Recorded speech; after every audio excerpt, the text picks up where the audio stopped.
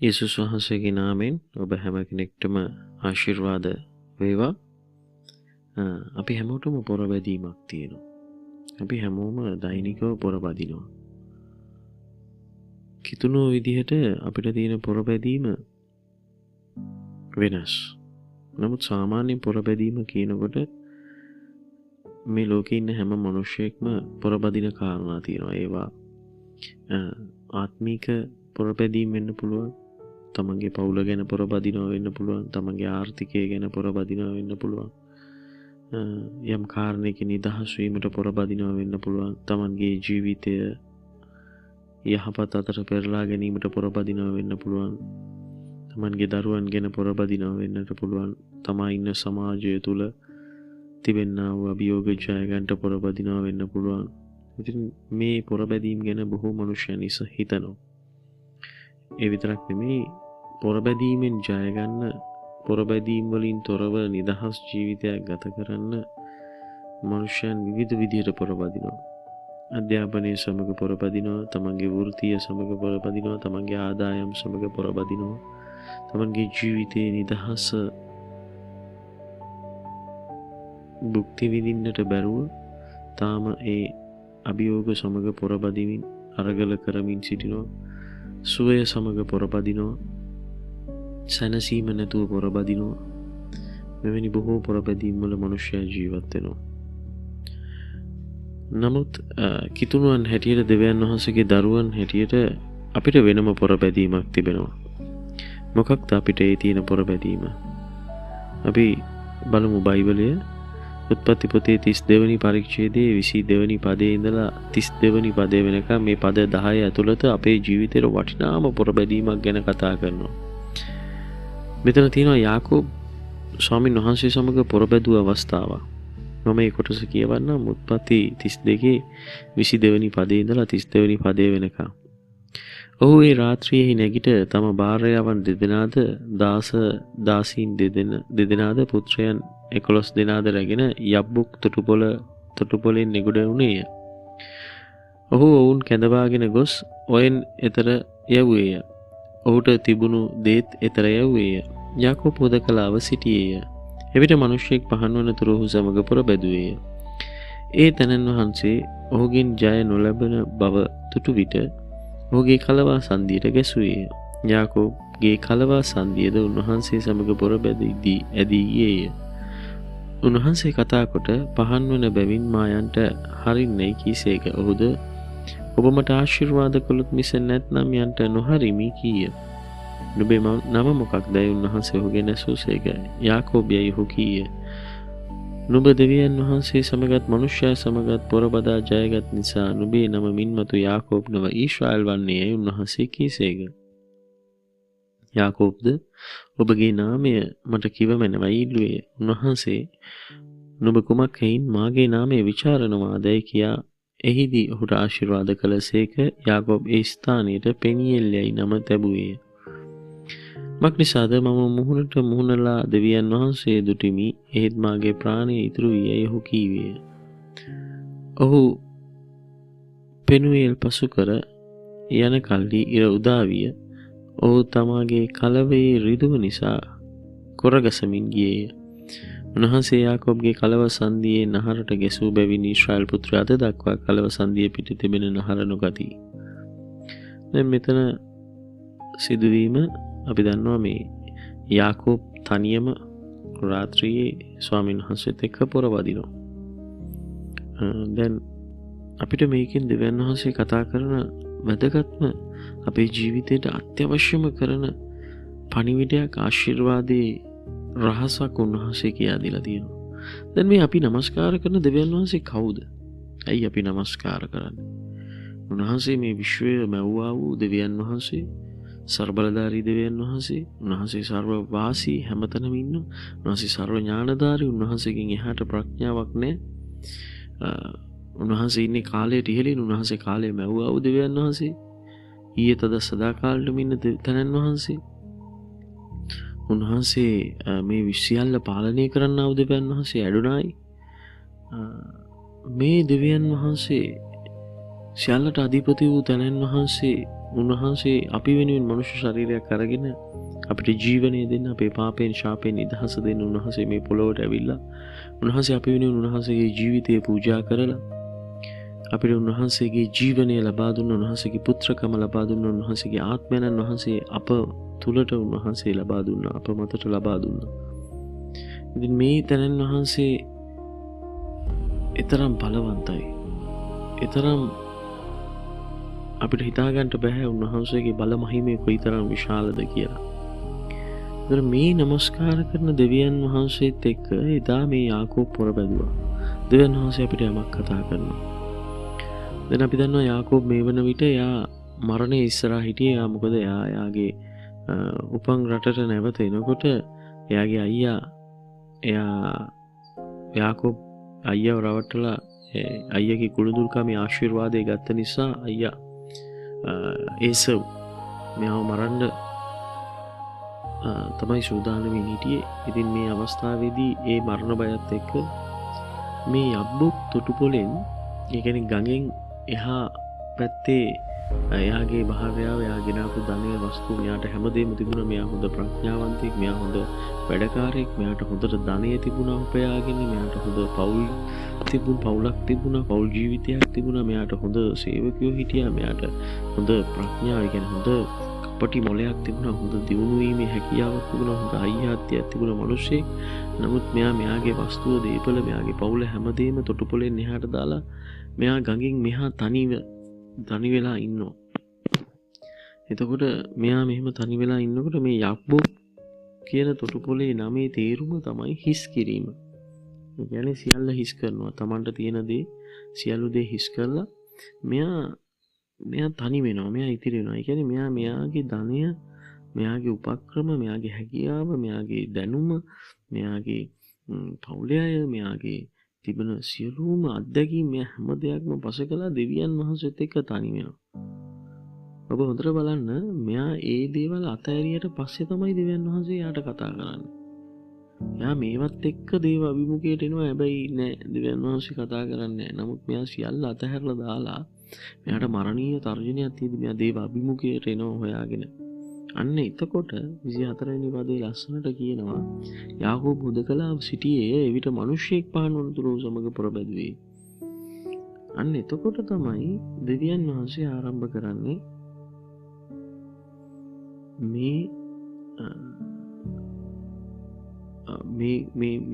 මේ යාකෝබ් එක ගනුදෙනු කරන්න, මේ යාකෝබ් එක කතා කරන්න.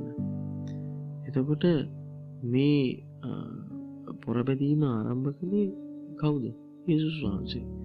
ඒ යේසුස් වහන්සේ පොරබදන්නේ. දැන් මම කිව්වා මෙතනට ආවේ යේසුස් වහන්සේ කියලා. ඔව්, මෙතන කියනවා මිනිස්සෙක් කියනවා, ඔසේ පොතේ කියනවා දේවදූතයෙක් කියලා, ආයේ 30 වෙනි පදේ කියනවා දෙවියන් වහන්සේ කියලා. අපි දන්නවා යේසුස් වහන්සේ අපි වෙනුවෙන් මේ පොළොවට එන්න කලින් උන්වහන්සේගේ పూర్ව පැමිණීම බයිබලයේ පරණ කිව්සුමේ බොහෝ තැන්වල සිද්ධ වෙලා තියෙන ඒක අවස්ථාවක් තමයි මේක. යේසුස් වහන්සේ පැමිණෙන. මොකද දෙවියන් වහන්සේ අපිට මුහුණට මුහුණලා මනුෂ්‍ය මේ පෞකාර ස්වභාවයත් එක්ක බලන්න බෑ. අපි මැරෙනවා, අපි විනාශ වෙනවා. ඒක නිසා යේසුස් වහන්සේ කරුණාවේ දෙවියන් වහන්සේ, කරුණාවේ තනන් වහන්සේ, උන්වහන්සේ මේ පොළොවට ආපු අවස්ථාවන් කීපයක් තියෙනවා පරණ කිව්සුමේ. එක අවස්ථාවක් තමයි මේක. ඉතින් මේ යේසුස් වහන්සේ පොරබදිනවා කියන්නේ යාකෝබ් මං කිව්වා එයා ඇවිල්ලා හොඳ බල සම්පන්නෙක්, හොඳ ප්‍රඥාවන්තයෙක්, හොඳ يعني කපටි මොලයක් තිබුණා යාට කොහොමද දේවල් කරගන්නේ කියන එක. යාට අවශ්‍ය දේ අනිවාර්යෙන් කරගන්න. ඉතින් මේ යාකෝබ් එක්ක පොරබැදුවයි කියන එකේ තේරුම තමයි යාකෝබ්ට ඉඩ දුන්න දෙවියන් වහන්සේ, යේසුස් වහන්සේ. එයා ඔය කියන එයාගේ හැකියාවෙන්, ශක්තියෙන් පුළුවන් නම් මගෙන් ආශිර්වාද ගන්න. නමුත් මොකද වෙන්නේ? කරන්න බෑ. කිසිම දෙයක් කරන්න බෑ. අපේ බලයෙන්, ශක්තියෙන්වත් අපිට බලෙන් දෙවියන් වහන්සේගෙන් කිසිම දෙයක් ගන්න බෑ. මම හොඳට ඉගෙන ගත්තා කියලා මට ආශිර්වාදයේ සැනසීම ගන්න බෑ. මම හොඳට හම්බ කරා කියලා මට කිසිම ආශිර්වාදයක් ලබා ගන්න බෑ. මම හොඳ කීර්ති නාමයක් රැස් කරගත්තා කියලා මට කිසිම ආශිර්වාදයක් ලබා ගන්නට බෑ. පවුල අතින් මම හොඳ සතුටින් මම හොඳට හරි හම්බ කළා, මගේ පවුල, මගේ දරුණු ගුරුත් එක්ක මම ජීවත් වුණා කියලා අපිට අවශ්‍ය කරන සතුට, සමාදානයේ, නිදහස අපිට සපයා ගන්නට බෑ. අපිට මේ සියල්ල ලැබෙන්නේ දෙවියන් වහන්සේගේ අභිමුඛයේ උන්වහන්සේගේ අතින් එන ආශිර්වාදයෙන් පමණයි. ඒක තේරුම් ගන්න තමයි මේ යාකෝබ්ට දෙවියන් වහන්සේ මේ යේසුස් වහන්සේ ඊට හරින්නේ පොරබදින්නේ. මොකද එයාට කරගන්න බෑ කොච්චර පොරබදින්න. යේසුස් වහන්සේ එක ස්පර්ශය දැන් මෙතන කියනවා කලව සංදීර ගැසුවයි කියලා. නමුත් නිවැරදි පරිවර්තනය තියෙන්නේ කලව සංදීර අත ගැසුවයි කියලා. උන්වහන්සේ නිකන් අත තිබ්බ විතරයි මේ කලව සංදිය ගැලවෙන්නේ. මේ කලව සංදිය තමයි මනුෂ්‍ය ශරීරයේ තියෙන ශක්තිමත්ම සංදිය. මොකද මේ ඒක තමයි ශක්තිමත්. ඒකෙන් කියන්නේ මනුෂ්‍යයාගේ ස්ථීරභාවය, මනුෂ්‍යයාට තියෙන ඒ ස්වං ශක්තිය ගැන කියන්නේ. එතකොට මේක දුර්වල වෙනවා. එතකොට යාකෝබ් දැනගන්නවා මගේ ශක්තියෙන්, මගේ අදිෂ්ඨානයෙන්, මගේ මුරණ්ඩුකමින්වත්, මගේ හැකියාවෙන්වත් කිසිම දෙයක් කරන්න බෑ. මම දුර්වලයි. අපේ ශක්තියෙන්, අපේ අදිෂ්ඨානයෙන්, අපේ මුරණ්ඩුකමින්, අපේ හැකියාවෙන් කිසිම දෙයක් ස්වාමීන් වහන්සේගෙන් අපිට ලබා ගන්න බෑ. දෙවියන් වහන්සේ දුන්නොත් මිස, යේසුස් වහන්සේ ආශිර්වාද කළොත් මිස අපිට එහෙම ලබා ගන්න බෑ. දැන් මේ කලව සංදිය ගැව්වට පස්සේ දැන් මේ ශක්තිමත් කියන යාකෝබ්, දැන් මේ හොඳ අදිෂ්ඨානශීලී යාකෝබ්, එයා දෙවියන් වහන්සේ ඉදිරියේ දුර්වලෙක් වෙනවා. දැන් කලින් නම් ඔන්න අයියා මරන්න එන නිසා දේව අභිමුඛයට ආවා. ඒ තත්වෙන් හිටියනම් අයියා මරන්න එනකොට දුවන්න ආරි තිබ්බා. දැන් දුවන්න බෑ, කකුල කොරයි. කලින් තත්වෙන් හිටියනම් අයියත් එක්ක ගහගෙන හරි බේරෙන්න තිබ්බා. දැන් ඒ ගහගෙන බේරෙන්නත් බෑ. මොකද දැන් දුර්වලයි. ඔන්න දැන් තමන් දුර්වලයි කියලා තේරුණාම තමන්ට තමන්ගේ ශක්තියෙන්, තමන්ගේ හැකියාවෙන්, තමන්ගේ දැනුමෙන්, තමන්ගේ අත්දැකීමෙන්, තමන්ගේ මුදලින්, තමන්ගේ ධනෙන්, තමන්ගේ පෞල් ශක්තියෙන් මේ කිසිම දෙයකින් දෙවියන් වහන්සේගෙන් ආශිර්වාදය ලබා ගන්න බෑ. මම දුර්වලයි, මට උන්වහන්සේ පිහිට වුණොත් පමණයි මට ජය ගන්න පුළුවන් කියලා දැනගත්තාම ඔන්න යාකෝබ් දැන් කියනවා ස්වාමිනී මට ආශිර්වාද කළොත් මිස මම ඔබ වහන්සේට යන්න දෙන්නේ නෑ. මට අනේ අනුකම්පා කරන්න, මට සරණය වෙන්න කියලා මෙයා එල්ලිලා දෙවියන් වහන්සේගෙන් අවංකවම පසුතැවීමෙන් යුක්තව මෙයා උපකාරය ඉල්ලනවා. අන්න එතකොට තමයි යේසුස් වහන්සේ අහන්නේ ඔබේ නම මොකක්ද කියලා. දැන් මේ හේබ්‍රු සංස්කෘතිය අනුව නම අහනවා කියලා කියන්නේ නිකන් ඔයාගේ නම අහනවා නෙමෙයි. කියන්නේ ඔයා හැබැයි මොන වගේ කෙනෙක්ද කියලා. එතකොට යාකෝබ් උත්තර දෙනවා මගේ නම යාකෝබ්. හේබ්‍රු සංස්කෘතියට අනුව යාකෝබ් කියන නමේ තේරුම තමයි එයා කියන්නේ. ඒ කියන්නේ මොකක්ද? යාකෝබ් කියන නමේ තේරුම මම රැවටිලිකාරයි. මම වංචාකාරයි. මම ඇවිල්ලා මගේ උත්සාහයෙන් දෙවියන් වහන්සේ නෙමෙයි, දෙවියන් වහන්සේ පැත්තකට දාලා මගේ උත්සාහයෙන් මම නැගිටින්න බලන මිනිස්සෙක්. මම දෙවියන් වහන්සේට මුල් තැන දුන්නේ නෑ ස්වාමීනි. මම රැවටිලිකාරයෙක්. මම රැවටීමේ මෙහෙම දේවල් කළා ස්වාමීනි කියලා යාගේ ජීවිතේ පසුතැවිලි වෙනවා. මේ පසුතැවිලි වීම දැක්කම අන්න යේසුස් වහන්සේ එයාට සමාව දීලා 28 වෙනි පදේ කියනවා මින්මතු යාකෝබ් නොව ඊශ්‍රායෙල් වන්නේ. ඔයා පොරබදලා ජයගත්ත නිසා, ඒ කියන්නේ යේසුස් වහන්සේත් එක්ක ගහගෙන ජයගත්ත නෙමෙයි. එයා දේව අභිමුඛයට ඇවිල්ලා එයාගේ ශක්තිය, එයාගේ හැකියාව, එයාගේ අත්දැකීම මේ සියල්ල එයා පැත්තකට දාලා කුණුවේයි සලකලා එයා දේව අභිමුඛයේ එයාගේ වරද ගැන එයා දෙවියන් වහන්සේට ප්‍රකාශ කරලා සමාවෙන්නලා උන්වහන්සේගේ පිහිට සරණ පහන්න එයා දේව අභිමුඛයේ තනියම නිසා එයාට යේසුස් වහන්සේ කියනවා මීට පස්සේ ඔයා තවත් රැවටිලිකාරයෙක්වත් වංචාකාරයෙක්වත් නොවේ. අද ඉඳලා ඔයා ඊශ්‍රායෙල්. ඒ කියන්නේ දෙවියන් වහන්සේගේ පුත්‍රයෙක්, දෙවියන් වහන්සේගේ කුමාරයෙක්. ආමේන් හලෙලූයා. අපි යේසුස් වහන්සේගේ අභිමුඛයට එනකොට, යේසුස් වහන්සේ මත යැපෙනකොට, අපි යේසුස් වහන්සේ ඉදිරියේ අපි දිනපතා පසුතැවිලි වෙලා දෙවියන් වහන්සේගෙන් උදව්ව උපකාරය ඉල්ලනකොට ස්වාමිනී මගේ හැකියාවෙන් නෙමෙයි මට අද රස්සාව ලැබුණේ ඔබ වහන්සේ මට ආශිර්වාද කළ නිසා ඒ තුල මාට ආශිර්වාද කරන්න. ස්වාමිනී මට මගේ දැනුමෙන් නෙමෙයි ස්වාමිනී ඔබ වහන්සේ මට ආශිර්වාද කළොත් විතරයි මට ඉගෙන ගන්න පුළුවන්. ඔබ වහන්සේ ආශිර්වාද කළොත් විතරයි මට මේ ප්‍රශ්නයෙන් ගැලවෙන්නට පුළුවන්. ඔබ වහන්සේ ආශිර්වාද කළොත් විතරයි මට මේකෙන් නිදහස් වෙන්න පුළුවන්. මගේ ආර්ථිකයෙන් නිදහස් වෙන්න පුළුවන්. මේ විදිහට අපි දෙවියන් වහන්සේ මත යැපෙනකොට උන්වහන්සේ අපිට ආශිර්වාද කරනවා. ඔබ විශ්වාස කරන්න අපිත් ලෝකේ ඉන්නකොට අපිත් පව්කාරයෝ. නමුත් අපි දෙවියන් වහන්සේගේ අභිමුඛයට ඇවිල්ලා යේසුස් වහන්සේගේ ලේ වලින් අපිව පවිත්‍ර කරන්න කියලා ඉල්ලනකොට යේසුස් වහන්සේ අපේ පව්කාර ස්වභාවය, අපි පව්කාරයා කියන ඒ ස්වභාවය උන්වහන්සේ ඉවත් කරලා උන්වහන්සේගේ පුත්‍රකමේ භාග්‍ය අපිට දුන්නා. ඒක නිසා උන්වහන්සේ කියනවා දැන් පටන් නුඹලා මාගේ දරුවෝ. උන්වහන්සේගේ වචනේ කියනවා රෝම 8:15 කියනවා උන්වහන්සේ යම් කෙනෙක් ආත්මයන් වහන්සේ කරන කොටගෙන හැසිරෙනවද එපමණ දෙනා දෙවියන් වහන්සේගේ දරුවෝය. ඔවුන්ට අබ්බා පියාණනි කියා හඬගසන්ට පුළුවන් පුත්‍රකමේ වාග්ය ලැබුණයි කියලා. හාලෙලූයා. ඒ නිසා ස්වාමින් වහන්සේගේ අභිමුඛයේ අපි හැමදාම තනි වෙන්න ඕනේ. අපි පසුතැවිලි වෙන්න ඕනේ. අපේ තත්වය ගැන අපි පැහැදිලිව උන්වහන්සේ ඉදිරියේ අපි ප්‍රකාශ කළා. උන්වහන්සේගෙන් සරණ පතන්න ඕනේ. මගේ හැකියාව නෙමෙයි. මගේ ටැලන්ටේ නෙමෙයි. මගේ ආත්මික අත්දැකීම නෙමෙයි. මගේ සල්ලිකාරකම නෙමෙයි. මගේ පැලැන්තියේ තියෙන මගේ ගෞරවය නෙමෙයි. මේ හැම දෙයකට වැඩිය දෙවියන් වහන්සේගේ අභිමුඛයේ තුල අපි තනි වෙන්නට ඕනේ. ආමේන්. උන්වහන්සේ ජය දෙන දෙවියන් වහන්සේ. උන්වහන්සේගේ කරුණාව තුල උන්වහන්සේ අපිට ජය දෙනවා. හොෂියා පොතේ 12 කියනවා 12 4 වෙනි පදයේ කියනවා ඔහු ජයගත්තේ පරාජය වීම තුලින්. ආමේන්. යේසුස් වහන්සේ අපිට ජය දෙන්න උන්වහන්සේ පරාජිතයෙක් ලෙස කුරුසියේ මැරුණා. අද අපේ ජීවිතේ අපි ජය ලබන්න නම් අපි අපේ ජීවිතේ තම මමත්වය දෙවියන් වහන්සේගේ කුරුසිය ඉස්සරහා කරුණාව ඉස්සලා අපිම පරාජය කරලා උන්වහන්සේගේ ආත්මය මත අපි යැපෙනකොට උන්වහන්සේ අපිට බොහෝ කොට ආශිර්වාද කරනවා. ආමේන්. දැන් ඊළඟ දේ තමයි දැන් මේ කලව සංදියට උන්වහන්සේ අත ගැසුවාට පස්සේ මේ කලව සංදිය ගැලවෙනවා. එයා මරණකම් මේ රිදුම තිබුණා. කමක් නැහැ. ඔබ හොඳට බලන්න මේ ස්ථානෙට පෙනියෙල් කියලා නම තියෙනවා. පෙනියෙල් කියන්නේ දෙවියන් වහන්සේගේ මූණ. අපි දෙවියන් වහන්සේගේ මූණ දකිනවා නම් අද ඒ යේසුස් වහන්සේගේ කරුණාව විතරයි. උන්වහන්සේගේ වචනේ කියනවා අපිට නිසකකමින් කරුණාවේ සිංහාසනය වෙතට ළඟා වෙන්න කියලා.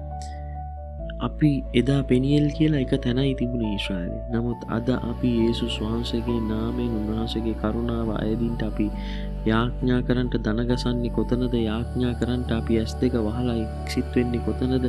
අපි යාඥාවෙන් කැප කරන්නේ කොතනද? ඒක සාලේ වෙන්න පුළුවන්, කාමරේ වෙන්න පුළුවන්, ගහක් යට වෙන්න පුළුවන්, පාර වෙන්න පුළුවන්. අපි වැඩ කරන තැන වෙන්න පුළුවන්. මේ හැම තැනම පෙනියෙල් දෙවියන් වහන්සේගේ මුහුණ උන්වහන්සේ අපිට පෙන්වනවා. ආමේන්. දැන් මේ කොර ගැසීම මේ කොරය එයාගේ ජීවිතේ එයා මරණකම්ම තිබුණා. රයිට්. දැන් මේ කොරේ තිබුණ නිසා තමයි එයාට හැමදාම මතක් වුණේ. මොකක්ද එයාට මතක් වුණේ? මම ජීවත් වෙන්නේ අද මගේ ශක්තියෙන් හැකියාවෙන් නෙමෙයි දෙවියන් වහන්සේගේ කරුණාව නිසායි. සමහර විට අපි කොච්චර යාඥා කරත් සමහර ප්‍රශ්න තියෙනවා, දිගටම තියෙනවා. ඒක නිසා ඔබ කැළඹෙන්න එපා. අද ඔබ ආර්ථික ප්‍රශ්නයකද ඉන්නේ? ඔබ කැළඹෙන්න එපා. ඔබ වැටෙන්න එපා. ඔබ අද යම් රෝගයකද ඉන්නේ? ඔබ කැළඹෙන්න එපා. ඔබ වැටෙන්න එපා. ඔබ තවමත් යාඥා කරන ප්‍රශ්නයකට තාම උත්තර නැද්ද? ඔබ කැළඹෙන්න එපා. ඔබ අධෛර්ය වෙන්න එපා. මම ඔබව ධෛර්යමත් කරනවා යේසුස් ක්‍රිස්තුස් වහන්සේගේ නාමයෙන්. උන්වහන්සේ උත්තරය දෙනවාමයි. සමහර දේවල් වල උන්වහන්සේ අපිව යවනවා. සමහර අත්දැකීම් තුල, සමහර අපහසුතාවයන් තුල උන්වහන්සේ අපිව යවනවා. ඇයි? උන්වහන්සේ මත යැපෙන පිණිස. අපි ජීවත් වෙන්නේ අපේම දෙයකින් නොව, අපේම මමත්වෙන් නොව, දෙවියන් වහන්සේගේ ආත්මයෙන්. උන්වහන්සේ අත්දකින්න පිණිස උන්වහන්සේ සමහර අත්දැකීම් අපිට දෙනවා. ඒ නිසා මම ඔබව ධෛර්යමත් කරනවා. එදා යාකෝබ් දෙවියන් වහන්සේත් එක්ක පොරබදින්න හුදකලා වුණ රාත්‍රියේදී ඒ හිටපු දුර්වල යාකෝබ් පසුවදා වෙනකොට ආත්මික බලවන්තයෙක්. ඔහු ශාරීරිකව ශක්තිමත්ව හිටියා. පහුවදා වෙනකොට ශාරීරිකව දුර්වල හිටියා. හැබැයි ආත්මීකව දුර්වලව රාත්‍රියේ හිටපු ඒ යාකෝබ් ඊශ්‍රායෙල් ලෙස ආත්මීක බලවන්තයෙක් විදිහට යා. පහුවදා උදේ යාගේ ජීවිතයේ අලුත් පෙරලියක්, අලුත් පිටුවක් එක්ක දෙවියන් වහන්සේ සමග පටන් ගත්තා. අපේ ජීවිතේ අපි ශාරීරිකව දවසින් දවස දුර්වල වෙන්න පුළුවන්. නමුත් යේසුස් ක්‍රිස්තුස් වහන්සේගේ බලවත් වූ නාමයෙන් උන්වහන්සේගේ ආත්මයන්න් කරන කොටගෙන පියාණන් වහන්සේගේ පුදුම ප්‍රේමයේ බලය උන්වහන්සේගේ කැමැත්ත කරන කොටගෙන අද ඔබ කොපමණ ශාරීරිකව දුර්වල වුණත් ඔබ මේ මොහොතේ ඉඳලා මේ දේශනාව අසන මොහොතේ ඉඳලා ඔබ මේ දේශනාව අසලා යාඥා කරන මොහොතේ ඉඳලා දෙවියන් වහන්සේ ඔබගේ ජීවිතේ අලුත් පිටුවක්, අලුත් පෙරලියක්, අලුත් වූ ආශිර්වාදයක් උන්වහන්සේ නිදහස් කරමින් ඔබ ඉදිරියට අතිහෙලටත් ගෙන යන්න යනවා. ඒ නිසා තවදුරටත් අපි ජීවත් වෙන්නේ අපේම ශක්තියෙන්, අපේම බලයෙන්, අපේම ප්‍රඥාවෙන් නොව දෙවියන් වහන්සේගේ බලයෙන්, ආත්මයෙන්, උන්වහන්සේගේ පිහිටෙන්, උන්වහන්සේගේ කරුණාවෙන් පමණමයි. දෙවියන් වහන්සේ යහපත්. අපේ පොරබැදීම අපි පොරබදන්නේ, අපි හුදකලා වෙන්නේ අපි ස්වාමීන් වහන්සේගේ අභිමුඛය. ඔබ විශ්වාස කරන්න. ඔබ හොයන උත්තරය, සැනසීම, නිදහස, සුවය, සතුට, සමාදානය, ඔබ සොයන ආශිර්වාදය, ඔබ සොයන සඵලත්වයේ තියෙන්නේ දෙවියන් වහන්සේගේ අභිමුඛයේ හුදකලා වීම තුළ. අපි යේසුස් වහන්සේට යටත් වෙනකොට උන්වහන්සේ අපිට ජය දෙන දෙවියන් වහන්සේ, යෙහෝවා නිසි දෙවියන් වහන්සේ ඔබ සමග සිටිනවා. ජය ඔබටයි. උන්වහන්සේගේ වචනේ කියනවා අපි අතිශයින් ජය ගන්නවා. ඒ ආත්මයන් වහන්සේ ඔබ මාතෘ වාසය කරනවා. අපි කාටවත් පරාජිත නැහැ. මේ ලෝකේ මිනිස්සු අපිව පාගන්න හැදුවත් අපි පරාජිත නැහැ. යක්ෂයට පරාජිත නැහැ. මක්නිසාද උන්වහන්සේගේ වචනේ කියනවා මේ ලෝකේ සිටින තැනැත්තාට වඩා මා තුල සිටින තැනැන් වහන්සේ බලවන්තයි. ආමේන්. මම ඔබව ධෛර්යමත් කරනවා. යේසුස් වහන්සේ ඔබට ආශිර්වාද කරනසේක්වා. ජීවමාන ධර්මිෂ්ඨ මගේ දෙවි පියාණනි, වහන්සේට ස්තුතියි ඔබ වහන්සේගේ අනර්ග වචනේ නිසා. ස්වාමිනී, අපි බොහෝ දේවල් සමග පොරබදිනවා. අපේ ඔළුවල් පිරෙන්නේ ස්වාමිනී, අපි මානසිකව වැටෙන්නේ පොරබැදීම් ගැන හිතලා. නමුත් ස්වාමිනී, හැම පොරබැදීමක්ම අපි පැත්තකට දාලා අපි ඔබ වහන්සේත් එක්ක ස්වාමිනී, මම ඔබගේ දරුවෙක් ලෙස ඔබගේ අභිමුඛයටත් වෙනවා. ස්වාමිනී, අද මම යාඥා කරනවා ස්වාමිනී, මේ වචනේ අසන හැම කෙනෙක්ම ඔබ වහන්සේගේ අභිමුඛයේ තනි වෙලා, ඔබ වහන්සේගේ අභිමුඛයේ පොරබදලා, ඔබ වහන්සේගේ අභිමුඛයේ යාඥා කරලා, ඔබ වහන්සේගේ අභිමුඛයේ ස්වාමිනී ඔබගේ කරුණාව තුල ස්වාමිනී උන්ගේ පොරබැදීම් සියල්ලට ඔබ වහන්සේ ජය දෙමින් ආශිර්වාද කළමෙනවා. යේසුස් ක්‍රිස්තුස් වහන්සේගේ නාමයෙන් ස්වාමිනී ඔබ වහන්සේගේ ජයග්‍රහණය මේ කෙනෙකුගේ ජීවිත මත ප්‍රකාශ කරනවා. යේසුස් වහන්සේගේ බලවත් වූ ප්‍රේමණීය නාමයෙන්. ආමේන්, ආමේන්, ආමේන්. දැන් ඔබ හැම කෙනෙක්ටම ස්වාමින් වහන්සේ මහත් ආශිර්වාද ගෙන දෙනසේක්වා. ආමේන්.